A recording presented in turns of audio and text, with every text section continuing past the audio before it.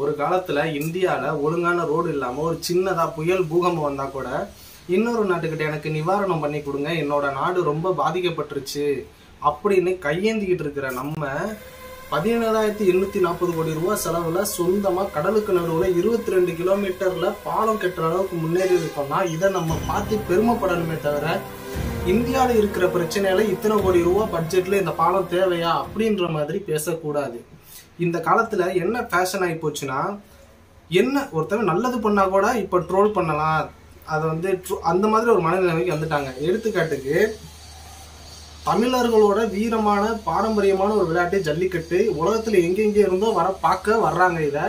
இதுக்கு ஒழுங்கான ஒரு மைதானம் இல்லை அப்படின்னு சொன்ன சில வாய்கள் இப்ப என்ன சொல்றாங்க அப்படின்னு பாத்துக்கிட்டீங்கன்னா, எங்களுக்கு இது இத்தனை கோடி ரூபாய் பட்ஜெட்ல இந்த மைதானம் தேவையா, நாங்க எங்களோட பாரம்பரியமான விளையாட்டு அதுல 2 கம்பை கட்டிட்டு அதுல நாங்க விட்டுருவோம், எங்களோட மாடு நாங்க விளையாட்டு அடுத்த நாள் கம்பை கட்டிட்டு போவோம் இப்படின்னு சொல்றாங்க. ஒரு காலத்துல என்ன, எங்களோட மாடு நிக்க இடம் இல்லை, எங்களோட வீரர்களுக்கு சரியான இடம் இல்லை, முதலுதவி பண்றதுக்கு எதுவும் இல்லை, இந்த தமிழ்நாடு அரசு எதுவுமே செய்ய மாட்டேங்குது இப்படின்னு எதை சொன்னாலும் இந்த காலத்துல குறை சொல்லிக்கிட்டே தான் இருக்காங்க சில பேர்.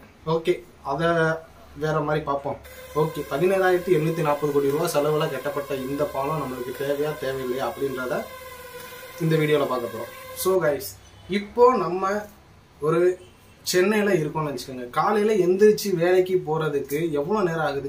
ஒரு சில பேர் 1 மணி நேரம் 2 மணி நேரம் டிராவல் பண்ணிலாம் சில இடத்துக்கு போயிட்டு வேலை பார்க்கறாங்க. அது மாதிரி இல்லைன்னா மும்பை டு நவி மும்பை இப்படின்ற 2 இடைப்பட்ட தூரத்தை கடக்கிறதுக்கு 2 மணி நேரம் டிராவல் பண்ணி அவங்க வேலைக்கு போய்கிட்டு இருக்காங்க. ஆனா இப்போ இந்த பாலம் கட்டினதுனால எங்களுக்கு 2 மணி நேரம் டிராவல் பண்ற ஒரு விஷயம் இப்ப 20 நிமிஷத்துல முடிஞ்சிருது. ஆக்சுவலா இந்த பாலம் வந்து 22 கிலோமீட்டர் கட்டியிருக்காங்க. இதுல 16.5 கிலோமீட்டர் கடலுக்கு நடுவுல இருக்கு, மீதி உள்ள பகுதி கரையில இருக்கு. இதுல பாலம் ஏறும்போது இறங்கும் போது 40 கிலோமீட்டர் ஸ்பீட்ல தான் போகணும், அதுக்கு மேல போகக்கூடாது. அதாவது ஏறும் போது இறங்கும் போது.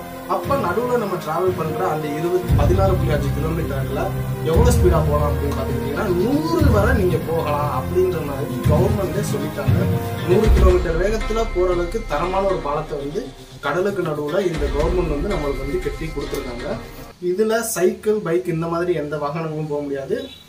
பஸ்ஸு, காரு, அப்புறம் வந்து இந்த கனரக வாகனங்கள் இந்த மாதிரி ஒரு வாகனங்கள் மட்டும் இந்த பிரிட்ஜில் வந்து டிராவல் பண்ணிக்கலாம். இதுக்கு வந்து அவங்க வந்து 250 rupees வந்து சார்ஜ் பண்றாங்க. இதை வந்து தமிழ்நாட்டு மக்களே இன்னைக்கு, ஆக்சுவலா இந்த வீடியோ நீங்க என்னைக்கு பாக்குறீங்கன்னு தெரியாது, எடிட் பண்ணி எவ்வளவு நாள் ஆகுன்னு தெரியாது, இன்னைக்கு இந்த பாலம் வந்து ஓபன் பண்றாங்க. இதை வந்து அங்கே உள்ள தாராவி மக்கள், அதாவது தமிழ்நாட்டு மக்கள், நீங்க காலாபுரத்துல பார்த்துருக்கீங்களா, அந்த மாதிரி தாராவி மக்கள், அங்கே வந்து தமிழ் மக்கள் வாழ்றாங்க, அவங்களே இதை வந்து ஒரு பெருமையா பேசுறாங்க. நான் வந்து காலைல 8 மணிக்கு வேலைக்கு போகணும், அதனால 6 மணி 7, 5:30க்கெல்லாம் எந்திரிச்சு கிளம்பி நான் 2 மணி நேரம் டிராவல் பண்ணி போகணும், இனிமே நான் 7 மணி வரை தூங்கிட்டு 20 நிமிஷத்துலேயே நான் டிராவல் பண்ணி போயிடுவேன் அப்படின்னு மாதிரி தமிழ் மக்களே அவங்க வந்து ரொம்ப பெருமையா பேசுறாங்க. அது மட்டும் இல்லாம இந்த இது நரேந்திர மோடி இந்த பாலத்தை ஓபன் பண்ண வரும்போது தமிழ்நாடு கலாச்சாரப்படி, அதாவது நம்ம இந்த பாரம்பரியமான கொட்டுலாம் இருக்குல்ல, அந்த மாதிரி கொட்டு, மேளம் இதெல்லாம் வாசிச்சு இதை வந்து ஓபன் பண்றதுக்கு எங்களுக்கு நிறைய ப்ரோக்ராம்லாம் அரேஞ்ச் பண்ணி கொடுத்தாங்க. அப்படின்ற மாதிரி கிட்டத்தட்ட ஒரு 20-30,000 பேர் வந்து இந்த ஃபங்க்ஷன்ல கலந்துக்கிட்டாங்க. அப்படின்ற மாதிரி நிறைய விஷயங்கள் வந்து ஒரு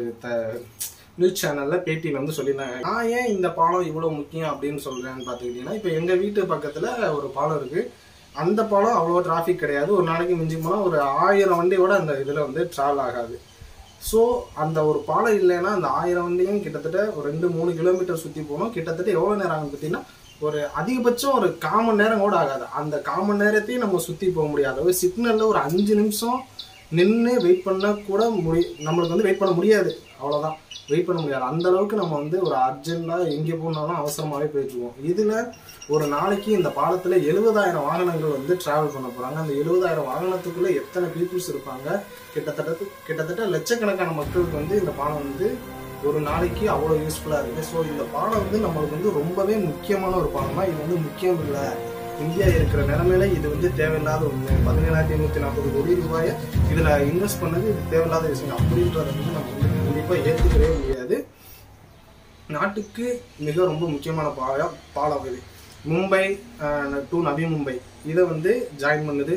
அப்புறம் மும்பையில் உள்ள துறைமுகத்துக்கு வந்து இது யூஸ்ஃபுல்லாக இருக்குது. மும்பை டு நவி மும்பையில் உள்ள ஏர்போர்ட்ஸ், இங்கே ஒரு ஏர்போர்ட் இருக்குது, அங்கே ஒரு ஏர்போர்ட் இருக்குது, அந்த 2 ஏர்போர்ட்டை இணைக்கிற விதமாக இது இருக்குது. நம்ம இங்க இருந்து கோவான்னு சொல்லி கோவாக்கெல்லாம் டூர் போவோம். ஆக்சுவலா கோவாக்கு ஒரு போற 2 மணி நேரம் பயண வீடியோவை 20 நிமிஷமா குறைச்சி கொடுக்குது. நீங்க சீக்கிரமா ஈஸியா கோவாக்கு சீக்கிரம் அப்படி டக்குன்னு போயிட்டு வந்துடலாம்.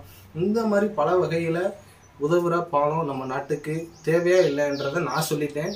நீங்க இந்த வீடியோ கீழே கமெண்ட் பண்ணுங்க. ஏன்னா சொல்றவங்க அதை சொல்லிட்டு தான் இருப்பாங்க. உங்களுக்கு என்ன தோணுது? இப்போதைக்கு இந்த பாலம் நம்மளுக்கு தேவையா தேவையில்லையா அப்படின்றத கமெண்ட் பண்ணுங்க. இன்னொரு சூப்பரான வீடியோல பார்க்கலாம்.